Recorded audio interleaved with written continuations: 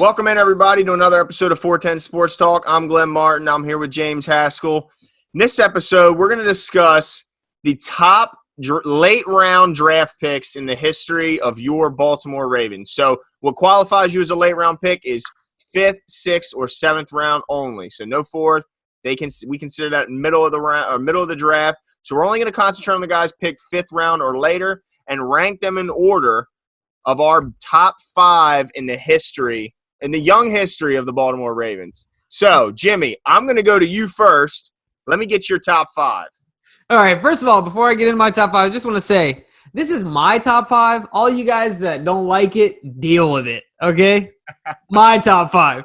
All right, number 5 on this list, Sam Cook, 203rd pick out of Nebraska. 203 out of Nebraska, Sam Cook. Okay, that's number 5. Yep, number 4, Ricky Wagner, 168th pick out of the corn-fed state of Wisconsin. All right, yes, sir. Wagner it is. Great right tackle. Went on to get paid very handsomely. Number 3, Matthew Judon, the Grand Valley State University, 146th pick. Wow, okay. 5th rounder, yeah, Grand Valley State. Okay, Him and Brandon Carr. All right, number 2, Mr. Utility himself, 186th pick, Adalius Thomas, hands-picked one of his favorite players, Craig Hanzelka's favorite players, Adalius Thomas, out of Southern Miss. Good player. Yeah. And number 1, my favorite Raven of all. Oh, my goodness. Only on emotion, okay? Oh, my. Only on emotion. When I was a kid, I wanted to play backyard football like Jermaine Lewis. Okay. I'm not mad. Yep. 153rd pick out of the University of Maryland. Wow. You said it. He's a turd. That's right. So that's my list, Glenn. If you don't like it, you can kick rocks. Well, it's not a bad list. We have a very, very similar list, okay? With all right. Really one exception. Now, the order's a little different, but only one exception to where it's going to be a little different. I have Matt Judon coming in at number 5. Okay. Now, he's looking like he's probably going to jump up that list, but we're doing it present day, okay? And present day, we have 4 years of sample, all right? Maybe he'll jump up my list, but right now he's sitting at number 5, okay? So you had him at number 3. Yep. A little lower. Number 4, a guy you didn't even have on your list, a 5th-round pick, number 146 overall, same pick exactly as Matt Judon a couple years before, is safety DeJuan Landry out of Georgia Tech.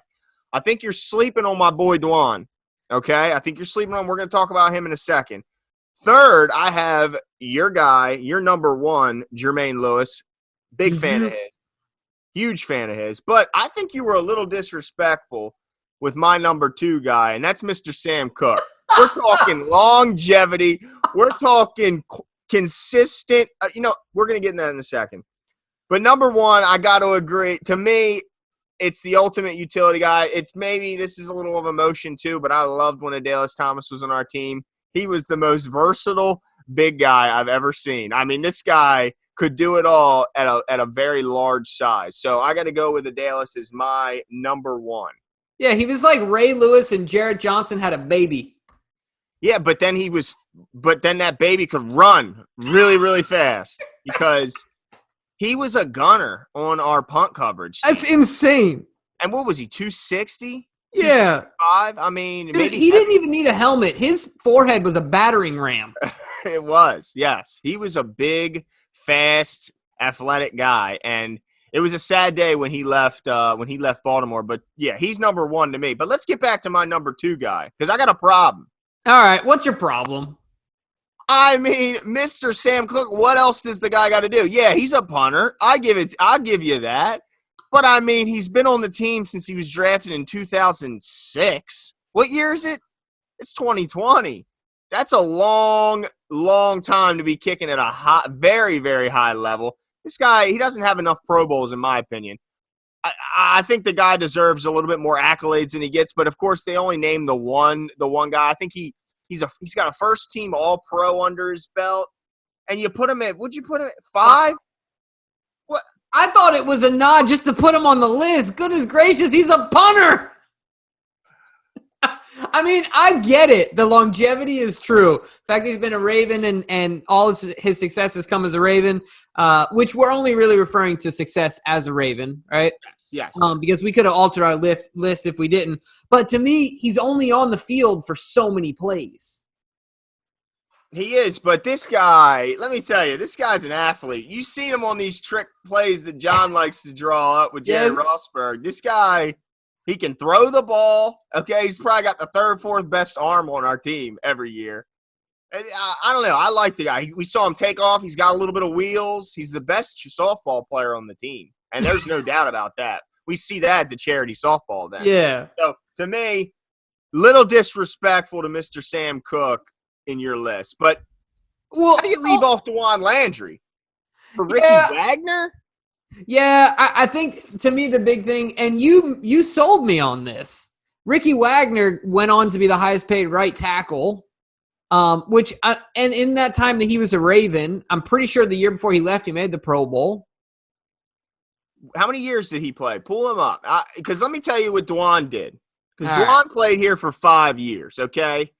His rookie year, he had 5 picks and 3 sacks with 69 total tackles, okay? The guy could ball. In his final season with the Ravens, he had 111 total tackles. I mean, the guy was getting after it. And yeah, he was getting after it. And you let him off your list. You know, and I feel did. like, feel a little bit like you slighted the guy. What do you think? Yeah, I don't know. Did I swing you? No, because you have Sam Cook at number 2. So what? My list has no validity? So, I mean, it's a punter, dude. Yeah. I mean, he's a heck of a punter, but geez whiz. You know what? I guess part of the reason why I left him off is, like Ricky Wagner's a player. I mean, I think he contributed significantly to our team and our success, and I get Dewan, but he's an honorable mention for me. Okay, well, let's go over a couple other honorable mentions because I think they're worth mentioning. Wait a second. Before we get to honorable mentions. Yeah, go ahead. Speaking of disrespect. All right. When you want to talk about peaks, do you remember Jermaine Lewis in the Super Bowl? Oh, of course. That return? Yeah, of course. Didn't he have 2 of them in that game? No, just the one return. And when he looked up when he pointed up, that was iconic. Well, because it was answering their return. They had one. I mean, geez whiz. Jermaine was just awesome. Always a threat. Impact player. I mean, talk about special teams. It's obviously a big deal to you. You got Sam Cook number 2. Hey, look. I got Jermaine Lewis right behind him, man, beating down the back. You know, look, the fact of the matter was the guy, he did impact the game special teams, and he had a couple decent years catching the ball. He had 40 catches twice. But to me, the longevity of Cook just edged him out, okay? He edged him out. But I can certainly respect you putting him up higher. I understand that. But let me mention a couple guys that didn't quite make the list. Yeah. 5th round pick, number 165 overall, Mr. Pernell McPhee. Yeah. That was a tough one for me to leave off. Yeah, because he was a fan favorite before he left, and he was a welcome return. You know, everyone welcomed him with open arms when he came back. Disappointed with the injury. But, yeah, he was – and who else did you have as your honorable mention? Yeah, I was going to say a guy that right now is an honorable mention. You talked about for you, Judon could work his way up that list. I think by the end of his career, if he stays a Raven, for me, if he keeps on progressing, I think that Nick Boyle will make this list. Yeah. I think he's underappreciated around the league, but I don't think he's underappreciated to Ravens fans and to the organization. He is a significant part of that offense, a real part of that run game. And, you know, the thing for him is he's always got a backup plan, right? Like, talk about utility. If he ever blows a knee, he can just put on some weight and play tackle. No doubt. He's definitely got that kind of skill. Absolutely. I mean, so I think that for me, he'll make this list and maybe boot Ricky or your boy Sam. Don't. But I Not think he Sam. can overtake Ricky. Look, But not it just Sam. takes some Sam's time. got a couple more years left. He's gonna have okay. How about this guy that we haven't mentioned yet? Let's see here, And Mr. Ryan Jensen. Jensen, but he only did it for 1 year with us. That's the only reason. Yeah, I know, but he did end up. He was an All-Pro last year for Tampa. Yep. So I just wanted to give him. I think it was second team All-Pro, not first team, but Yep. nonetheless, a great player. And Chuck Clark. yeah, Chuck Clark, who's going to eventually maybe make his way on this list since he just signed an extension. If he keeps it up, we'll see. Yeah, But, hopefully all these guys stay healthy too, because that's always the unfortunate part, right? Yeah, I mean, you never do know. I mean, there's sometimes I think Adalis kind of had the injuries kind of shortened his career a little bit and maybe changed the trajectory of his career. And Absolutely. I'm sure it didn't help the way that he played. Yeah, just reckless. Yeah, hits you 100 miles an hour, no doubt. And then another guy who I wanted to mention before I let you go is Chester Taylor, running back, who had some quality years with us. Really took off in his first year with Minnesota, rushing for over 1,200 yards. But he did have a year in which he went over 700 for us and also added almost 200 through the air. So, a lot of good late round picks for the Ravens. Hopefully, we can see a couple more this season. Seriously, I'm really excited about it. I'm excited. I tell you what, this, and I think you'll agree with me, is harder than our top 5 or even our worst 5. This was really hard, and that's a good sign for the Ravens. So I'm excited. I'll tell you what, I'm gonna give a brief tease here. We're also gonna do a video on undrafted players, and Patrick McCarry and Matt Skura will not be on my list. Just letting you know now. So rude. You know now, ladies and gentlemen. Guys gave it their heart and soul, James. All right. Make sure you guys subscribe. Let us know what your thoughts are. Let's run down our list one more time, Glenn, so the people know what they are. Give us your 1 through 5 one more time. Yeah, real quick. 1, Adalis Thomas. 2, Sam Cook. 3, Jermaine Lewis. 4, DeJuan Landry. 5, Matt Judon. All right, and then I got 1, Jermaine Lewis. 2, Adalius Thomas. 3, Matt Judon. 4, Ricky Wagner. And 5, Sam Cook. So those are our lists. Let us know which one of us you agree with more, or send us your own list. We want to see what the deal is. Already trying to get those votes, huh? But right. We're excited to hear back from you, and make sure you guys stay tuned, hit the subscribe button, give us a like, and we will talk to you guys soon. See ya.